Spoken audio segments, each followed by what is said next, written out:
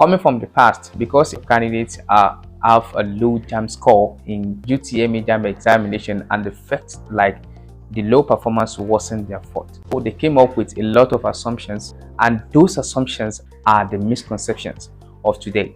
So in this video, I will discuss with you 7 misconceptions about JAMB examination and the realities to them. I decided to come up with this video because I have seen the negative impact of these misconceptions on some candidates, and I just feel like it shouldn't continue like this. All the misconceptions I will mention in this video are so much important that you really have to just watch through all of them. So make sure you stay with me till the end of the video. Before I proceed, on this channel we make videos on education and career guides, and if you are new here, I'm Awesome. So feel free to join the community by subscribing to this channel so that you can receive notification whenever we upload another video.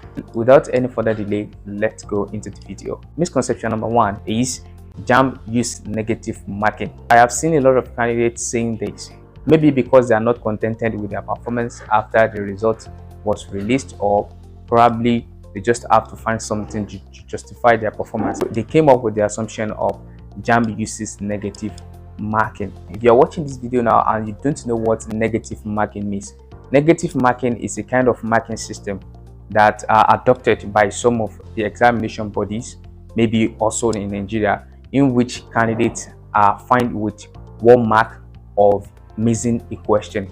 For instance, if JAMB question is just 10 questions and candidate happens to get 7 of those questions right and 3 wrong, the 3 marks the candidate got wrong will be deducted from the 7 the candidate got right, meaning such candidate will be left with 4 marks.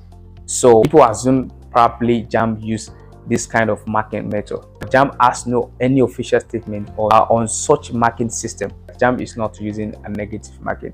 JAMB once released how they mark the UTME examination. I mean the marking guide for the UTME examination, where they explain questions that are taking much mark than the others. I have made a specific video on the JAMB marking guide, so you can check the description box below to find the link to that. In the light of this, if you have it in your mind before that JAMB is using negative marking, then you have to take that out of your mind now.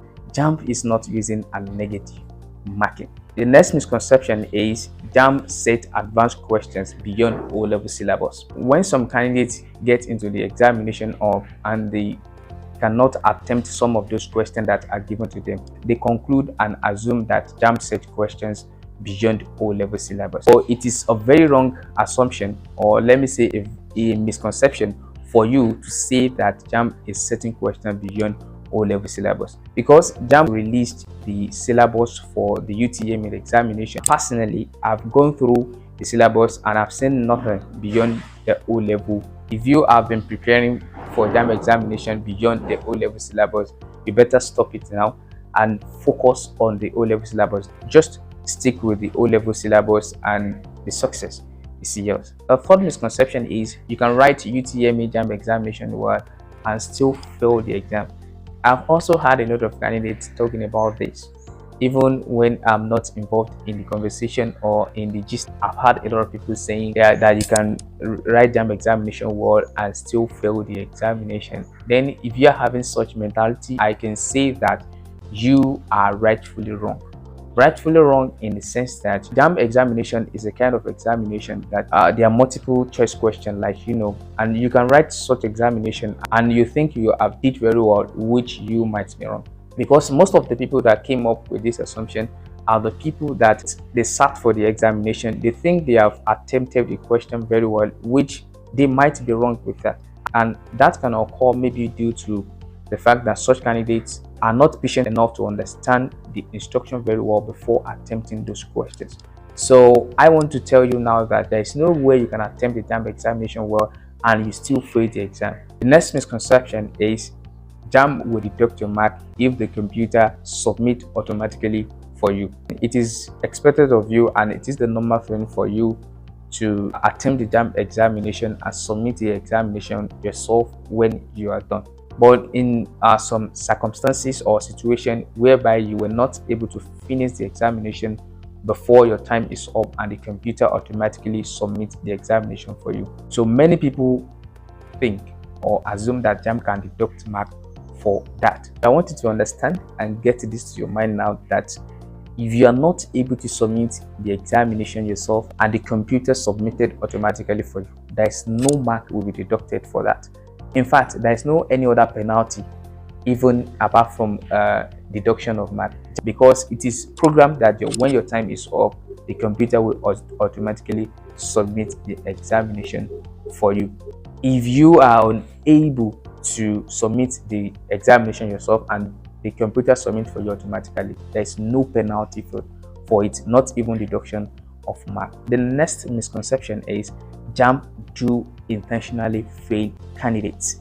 Because of the past mass failure of UTME examination, a lot of people come up with the assumption of the body do fail candidates intentionally. For instance, in 2021 UTME examination, out of over 1.5 million candidates that sat for the examination, in fact maybe 1.9 million candidates, then only 168,613 candidates score above 200. A lot of people assumed that JAMB failed some of those candidates intentionally, and JAMB came out then to tell the masses that they have not failed any candidate intentionally. You can say that that is normal for them to say that is normal, but that is the reality. And in fact, I had some people saying JAMB intentionally failed me. It is not possible. JAMB cannot personally fail you. You can assume that maybe due to the fact that you think you did well in the examination, which you might be wrong. Believe it or not, JAMB do not intentionally fail candidates. The next misconception, which is the misconception number 6, you only need to meet up with the national cutoff or just score 200 out of the 400 marks. Now, I have seen and heard a lot of people saying this, and this is a great misconception, though there are some institutions that will declare 200 as their own minimum cutoff. And some institutions like University of Ibadan, University of Lagos, they do declare 200 as their UTME minimum cutoff mark, and some institutions like University of Port Harcourt, University of Maiduguri, usually, I mean in most cases, do declare the JAMB national cutoff mark as their own minimum cutoff mark too. What you should understand is that if you meet up with this cutoff mark, does not mean that you will automatically gain admission into the institution. Some institutions will require you to come and write post-UTME after the UTME examination, and some will not. For those that will require you to write post-UTME after the UTME examination, the post-UTME will also be part of the things that they will use to consider you for admission. And for those that will not conduct post-UTME, will use O-level result and couple with the catchment area and a lot of things like that. And some institutions do post-UTME and also use catchment area as part of their criteria. All those things come together to be what the institution will use to consider you for admission. Apart from that, the higher your UTME score, the broader the chance for gaining admission. So if you beat the cutoff mark and you have far more than the minimum requirement, it means you are having a broad chance of gaining admission. I'm very sure you want to have a high chance of gaining admission, so prepare for high score, not 200 or national minimum cutoff mark. So the last but not the least of the misconceptions I have here is only need to read or cram past questions to pass UTME examination. You may be like, is this a misconception? Maybe because you don't have such a mentality. I've seen a lot of candidates saying this, that I've heard that I just have to read the past question or cram the past questions, then I'll go to the JAMB examination and pass the examination easily. It is very, very important that you prepare with past questions, but not just the past question. You read your textbooks along with the past question, because the past questions will give you the insight of how those questions are being set, and that is for the advice, by the way. Now, if you say JAMB are repeat past question or someone told you that, then I may not want to argue that, but I will tell you that even if JAMB will repeat our past question, it will be in a modified form, not the exact form it was for the past examination. So UTME past questions is not something you have to cram or something you only have to read and you think that you can pass the examination just like that. You have to prepare with your textbooks, along with the past question, and with that you are good to go. I'm very sure you are going to get all these misconceptions out of your mind. Any of the misconceptions that you already have in your mind, then get it out of your mind now and prepare well for the examination. I wish you best of luck, and I want to believe that you find this video useful. So don't forget to like and share to other people, and also don't forget to subscribe to this channel if you have not. See you in another interesting video. Bye for now.